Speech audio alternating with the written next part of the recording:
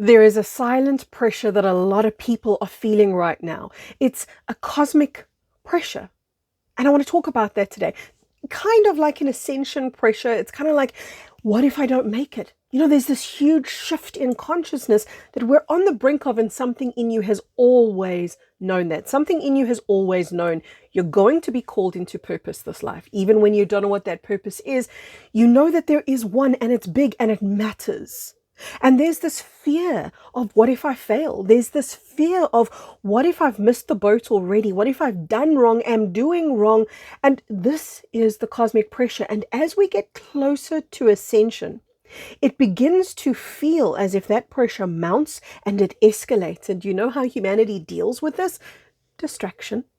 Distraction is one of the ways in which humanity deals with fear. Another way that humanity notoriously, and I'm talking about humanity, in other words, what we were conditioned to do. So to varying degrees, you may find yourself doing the same or similar right now. We were conditioned not to validate what we feel.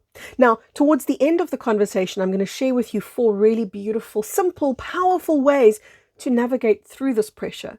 But let's talk about how you're feeling it, why you're feeling it, and where I am right now, which is the way that humanity was taught to deal with things, which was essentially to not deal with them. So distraction was one way. Another way to deal with something big and overwhelming was to simply not validate its existence. The language of feelings.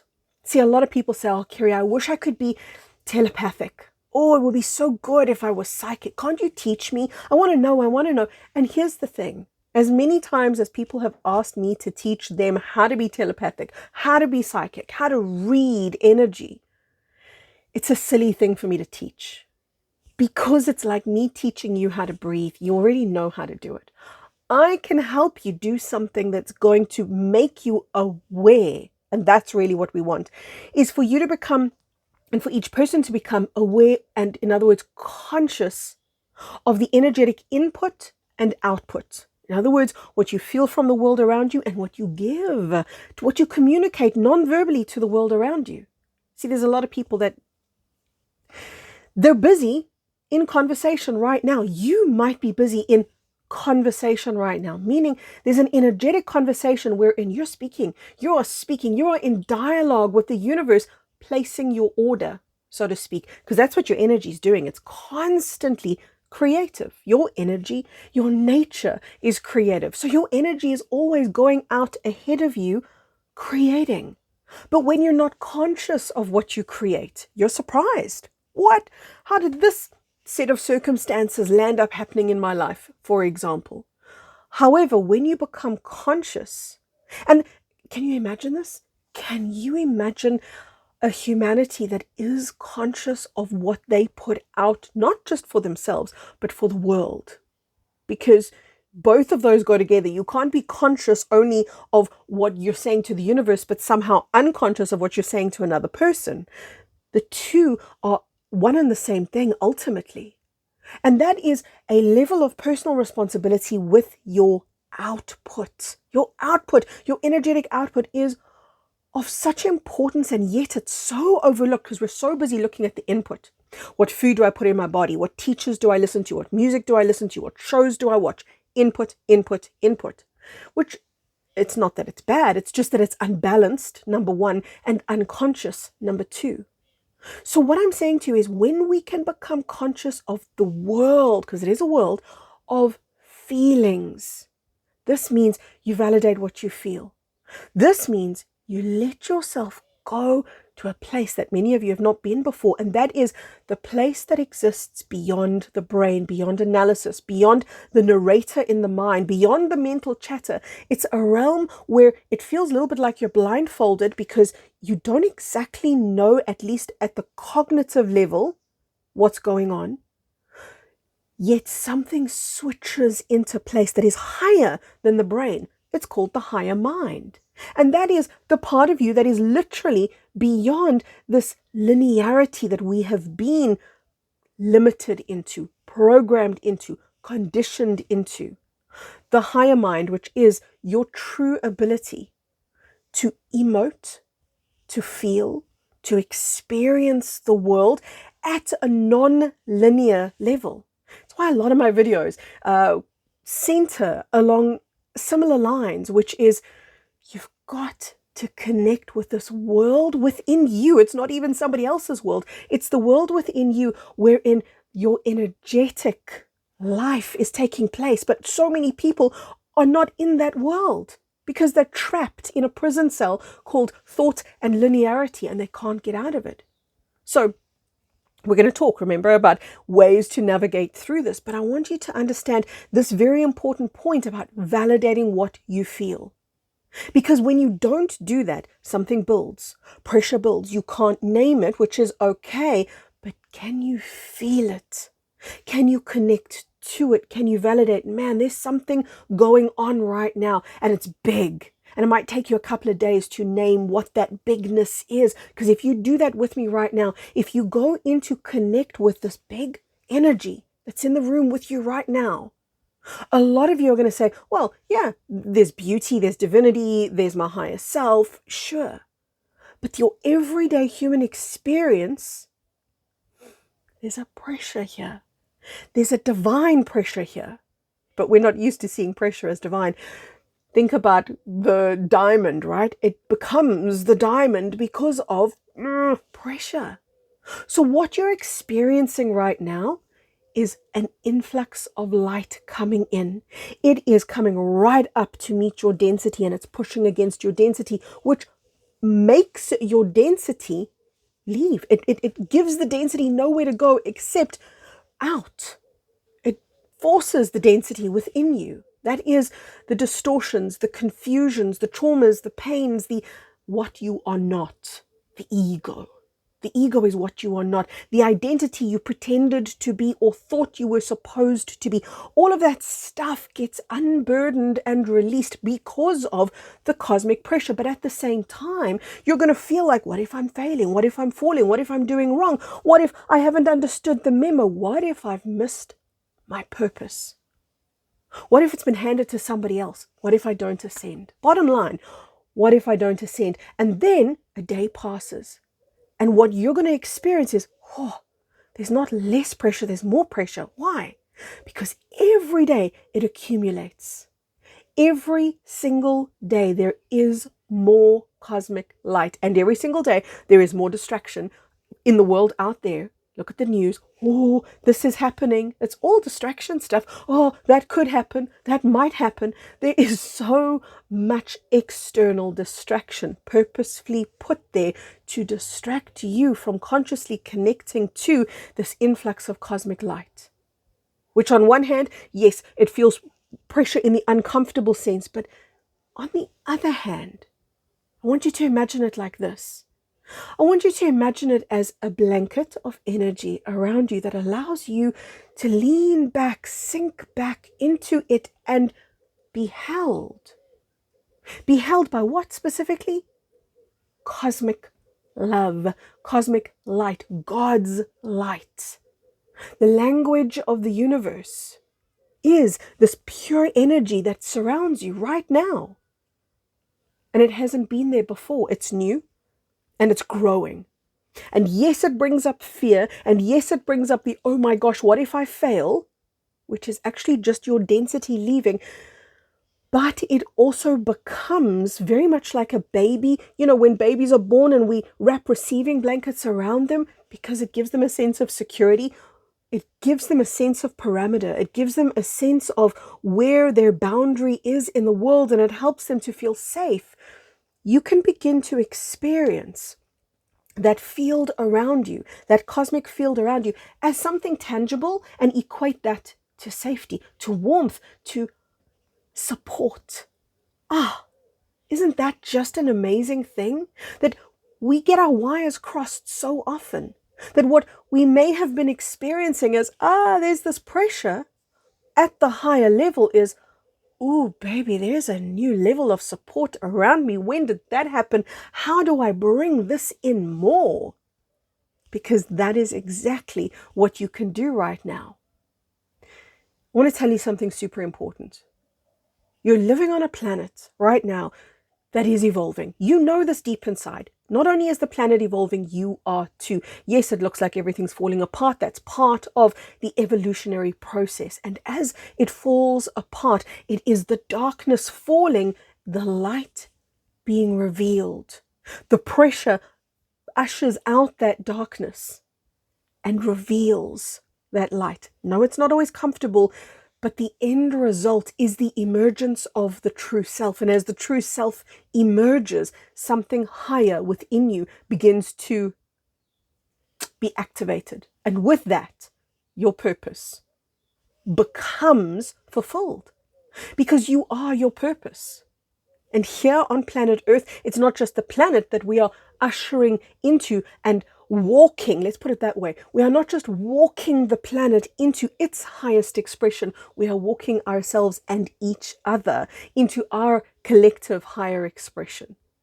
There's going to come a time on this planet when all the wealth in the world that we understand currently as wealth, the car, the house, the gold and the shares and the whatever else you might have been conditioned to think of as material wealth, all of that stuff is going to take a back seat to the point of it becoming obsolete. Because wealth is going to become what wealth was always meant to be, which is alignment. A wealth was always meant to be how aligned are you within you, from your input to your output. How conscious are you of that stuff? Because when you can become conscious of it, not only are you wealthy, in the true sense of the word, you are wealthy because isn't that what wealth is?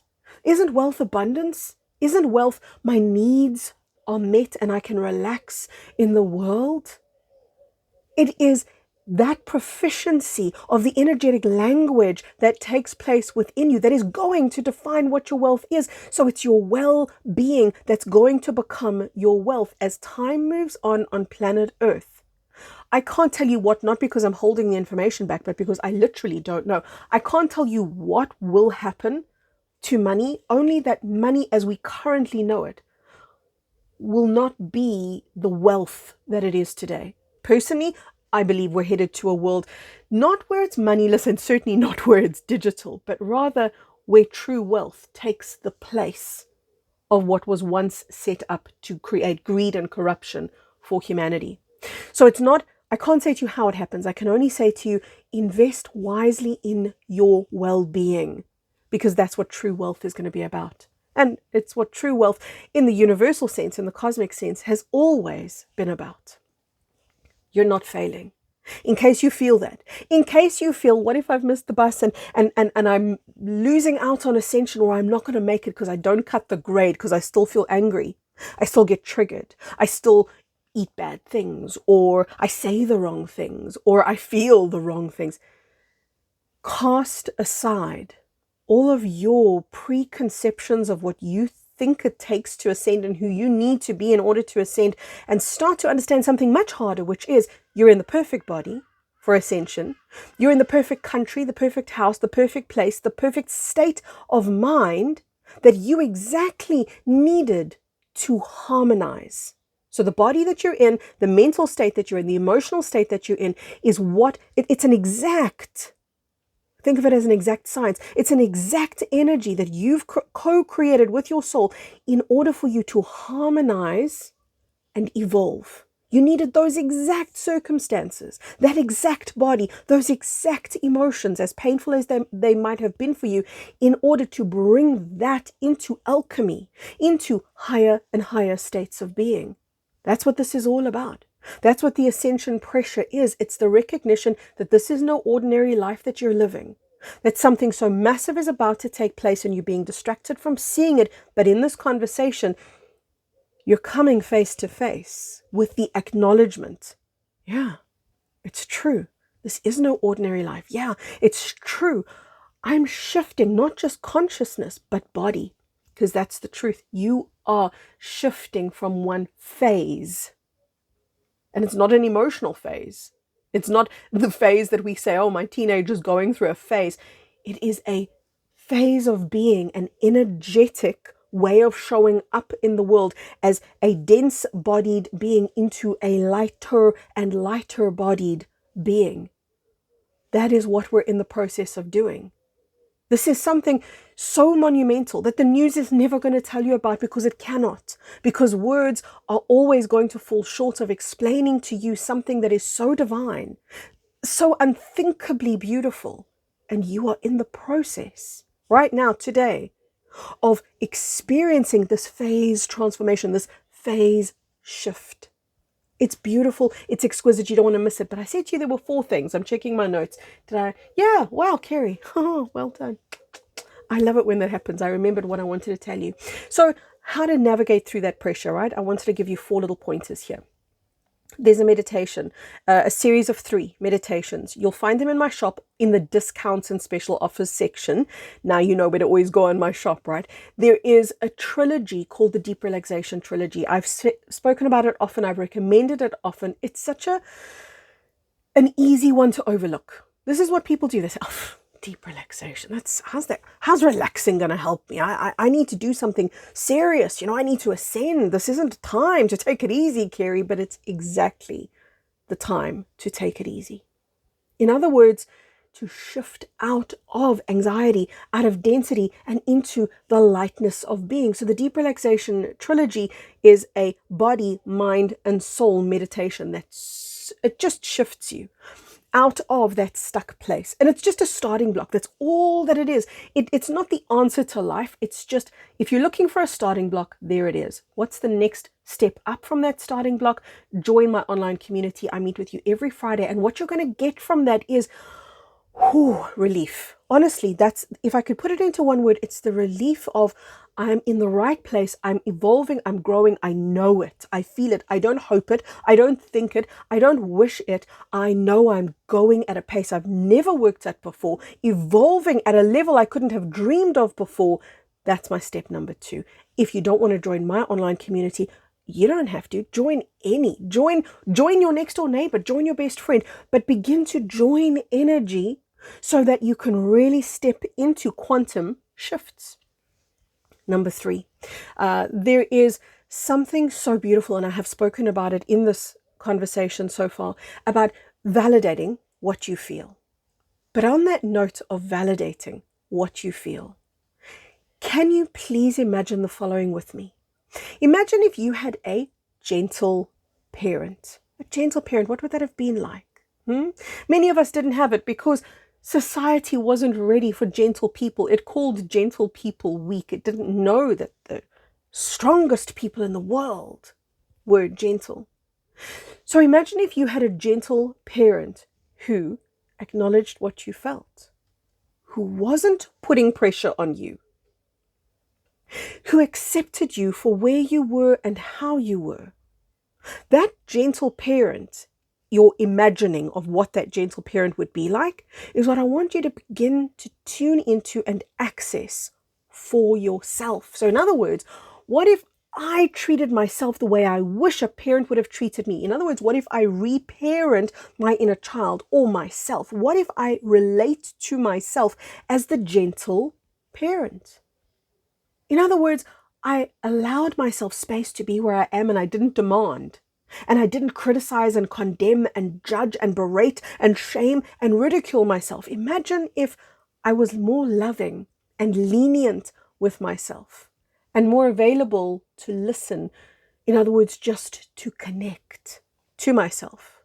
Many of you didn't have gentle parents, so this is going to require you to draw upon something inside of you and even activate something inside of you that actually always has existed, and it is in fact your own soul.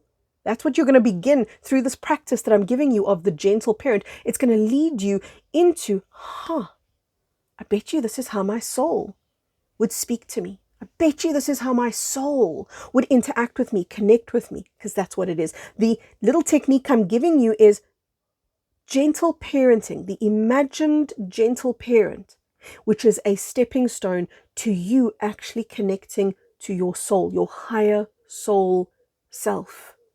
But that's too big. If I say to you, go connect to your higher soul self, it's like, how do I do that? Where do I start? Start with the gentle parent. Start with imagining that, because by imagining it, you begin to relate to yourself as that gentle parent. This is such a seemingly simple, such an easy one to overlook and underestimate. But I want you to understand this is the most potent. Out of everything I can give you, out of all 4 tools, techniques that I can give you, get really present. Get super present. Get hyper present.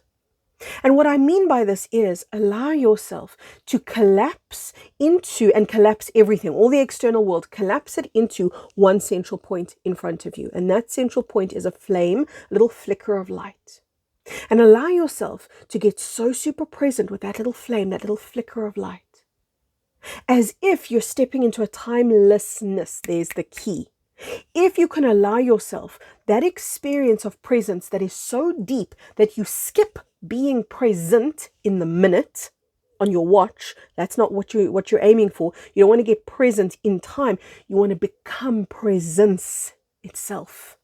That is a whole quantum shift of energy. It is the presence of being. And when that happens, the pressure melts away. That which I'm calling the cosmic pressure, that which I'm calling this anxiety-inducing energetic experience which is surrounding you, which is telling you, it's giving you daily cues. Excuse me, you got to grow. Hello, knock, knock, knock, tap, tap, tap. It's time to shift out of these ideas. It's time to shift out of these beliefs. It's time to let this go. That stops. Why? Because you come into alignment with yourself. You come into alignment with consciousness. My dogs always do that at the end of a video. It's like they know, okay, she's finished now. Whoa, and then they stop barking at the gate. So I'm going to take that as my cue to love you and leave you and wish you a beautiful rest of your day. Let this sink in. Go ahead and tell me in the comment section which one of the 4 tools that I gave you hit you the most. Maybe you're already a member of my online community. If you are, I'd love to hear from you. Which of the 4 tools and tips really speaks to you right now? From my heart right into yours, lots and lots of love. Bye-bye for now, everyone.